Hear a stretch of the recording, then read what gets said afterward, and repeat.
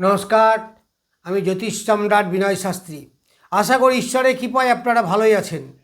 আজকে আমার ভিডিওর আলোচ্য বিষয় কর্কট রাশি বা লগ্নে অশ্লেষা নক্ষত্রে জন্মজাত ব্যক্তিদের আগামী এপ্রিল 2026 কেমন যাবে।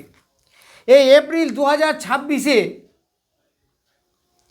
অশ্লেষা নক্ষত্রের ভবিষ্যৎবাণী। তো আজকে 1 তারিখ, এই 1 তারিখের গ্রহ সন্নিবেশ অনুসারে এবং নক্ষত্র সন্নিবেশ সম্বন্ধে বলবো। দেখুন, অশ্লেষা নক্ষত্রের অধিপতি বুধ। বুধ বালক গ্রহ, আপনারা জানেন। বুধ হচ্ছে বিদ্যার মানে স্মৃতিশক্তির কারক গ্রহ, ব্রেনের কারক গ্রহ, বুদ্ধির কারক গ্রহ। ফলে অশ্লেষা নক্ষত্রে যাদের জন্ম তারা সাধারণত বুদ্ধিমান হয়। তাদের উপস্থিত বুদ্ধি, তাৎক্ষণিক বুদ্ধি এইগুলো যথেষ্ট থাকে। তবে এরা সাধারণত একটু অলস হয়। যদি অলসতা ত্যাগ করতে পারে তাহলে এদের জীবনে নিশ্চিত উন্নতি হয়। যদিও জীবনে একটু আপ ডাউন থাকে, এটা সবার জীবনেই থাকে, এমন কিছু নয়। যাই হোক, আমি এই অশ্লেষা নক্ষত্রের ব্যক্তিদের এপ্রিল মাসের নক্ষত্র ফল প্রথমে বলি। অশ্লেষা নক্ষত্র মানে 9 নম্বর নক্ষত্র। এই 9 নম্বর নক্ষত্রের অশ্লেষা নক্ষত্রের বা কর্কট রাশি বা লগ্নের দ্বিতীয় আছে কেতু। এই কেতু 10 নম্বর নক্ষত্রে আছে। তাহলে 10 নম্বর নক্ষত্রে কেতু থেকে কি আপনাকে ভালো ফল দেবে? অবশ্যই দেবে। আর্থিক উন্নতি, কিছু সেভিংস, এইগুলো হবে। এটা কেতুর নক্ষত্র এবং কেতু নিজেই তার নক্ষত্রে আছে, তাহলে অবশ্যই ভালো ফল দেবে। কিছু সেভিংস, গুপ্ত সেভিংস, যে সে নিজে গোপনে করবে, সাধারণত কাউকে বলবে না বা বলতে চায় না। এদের পারিবারিক জীবনে একটু আধটা মতপার্থক্য থাকলেও বেশ ভালো, কারণ নক্ষত্রগতভাবে বেশ ভালো। আবার সম্পদ নক্ষত্র, যাকে আমরা ওয়েলথ বলি, তাহলে অর্থ উপার্জন হবে। তবে সাময়িক কালের জন্য কিছু টাকা আটকে যেতে পারে। যারা ব্যবসা করেন একটু সাবধান, সতর্কতা থাকবেন। তবে মোরালেস খুব একটা খারাপ নয়। একটু দাঁতের প্রবলেম হতে পারে। এরপর একবারে অষ্টমে আছে রাহু। কোথায় আছে? 24 নক্ষত্রে। তাহলে 24 নক্ষত্রে কি ভালো ফল দেবে? না, রাহু কিন্তু এই অশ্লেষা নক্ষত্রের উপরে ভালো ফল দিতে পারবে না। সে বাধা বিপত্তি, এমনকি দুর্ঘটনাও ঘটতে পারে, সাবধানে থাকবেন। এই একটা নক্ষত্র আপনাকে বাজে রেজাল্ট দেবে। হঠাৎ অ্যাক্সিডেন্ট, রাস্তাঘাটে চলবেন একটু সাবধানে চলবেন। হঠাৎ ব্যবসায়ী লস, হঠাৎ লোন করিয়ে দিতে পারে, লোন করিয়ে পরে কষ্ট পাওয়া, এইগুলো থেকে সাবধানে থাকবেন। এক কথায় বলা যেতে পারে, একই তো অষ্টম স্থান, নেগেটিভ স্থান, আবার সেখানে রাহু। রাহু নিজের নক্ষত্রে শতভিষা নক্ষত্র। এই শতভিষা নক্ষত্র অশ্লেষা নক্ষত্রে যাদের জন্ম তাদের পক্ষে কিন্তু বেশ সুফল দাতা নয়। ফলে এই সময় একটু সতর্ক থাকবেন। এইবার 25 নম্বর নক্ষত্র। 25 নম্বর নক্ষত্রে কি আছে? বুধ আছে। এই বুধ 10 তারিখে চলে যাবে মীন রাশিতে। এখন আছে কুম্ভ রাশিতে, চলে যাবে মীন রাশিতে। তা 10 তারিখ আবার 13 তারিখে যাবে 26 নম্বর নক্ষত্রে। তাহলে 26-এর আগে পর্যন্ত সে 25 নক্ষত্রে থাকবে। 25 নক্ষত্র কার? বৃহস্পতির নক্ষত্র। তাহলে এই বৃহস্পতির নক্ষত্র, বুধ এবং বৃহস্পতি যে চিরশত্রু আমরা জানি, কিন্তু তবুও এখানে মোরালেস ভালো ফল পাবেন, কারণ নক্ষত্রগতভাবে যথেষ্ট শুভ জায়গায়। ফলে ভালো ফল দেবে। বৃহস্পতি নক্ষত্র, অর্থ আসবে। এই জায়গায় বৃহস্পতির দৃষ্টি আছে, এ একটা ভালো জিনিস। যার ফলে একে বৃহস্পতির নক্ষত্র, আবার বৃহস্পতির দৃষ্টি, যার ফলে বিপদের সম্ভাবনা, যেটা বললাম রাহুর ক্ষেত্রে, অবশ্যই সাবধানে থাকবেন। তবে মারাত্মক সেরকম কিছু হবে না। কারণ দেবগুরু বৃহস্পতি আপনাকে শেষ পর্যন্ত গিয়ে বাঁচাবে। ফলে দুর্ঘটনা যাতে না হয় বা হতে হতে এড়িয়ে গেল, এই রকম ঘটনা ঘটবে। এই সময় সিদ্ধান্তের ভুল হতে পারে। এই অষ্টম স্থানে বুধ, যারা পিএইচডি লেভেলের স্টুডেন্ট তাদের কিন্তু ভালো হবে, এই দিক থেকে সুবিধা থাকবে। এই সময় হায়ার এডুকেশনে যারা আছে তাদেরও স্মৃতিশক্তি বৃদ্ধি পাবে, কারণ 10 তারিখে পর সে চলে যাচ্ছে নবম স্থানে। তো নবম মানে হায়ার এডুকেশন, বিদ্যা। আবার 13 তারিখে পরে যাচ্ছে 26 নক্ষত্রে, আরও ভালো।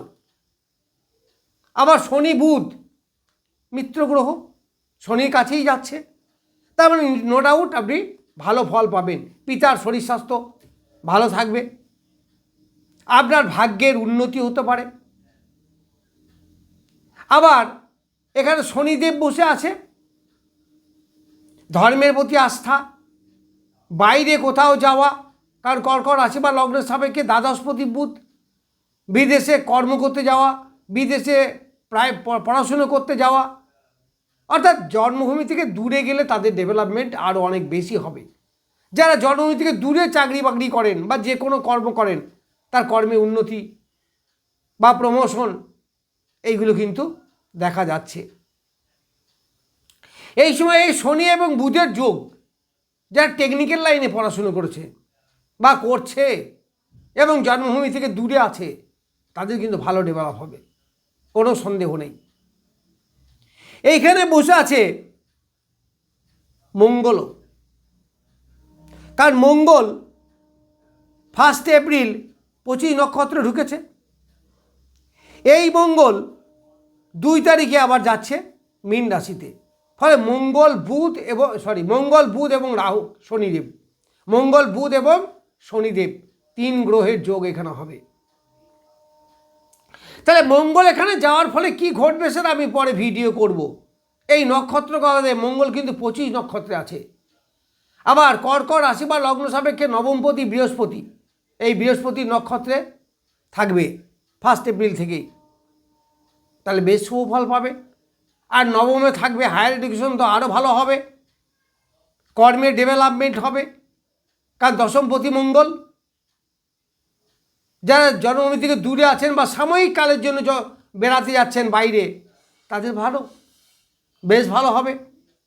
যারা খেলাধুলো জগতে আছেন তাদেরও কিন্তু বেশ ভালো। তবে এখানে সমস্যা হচ্ছে যে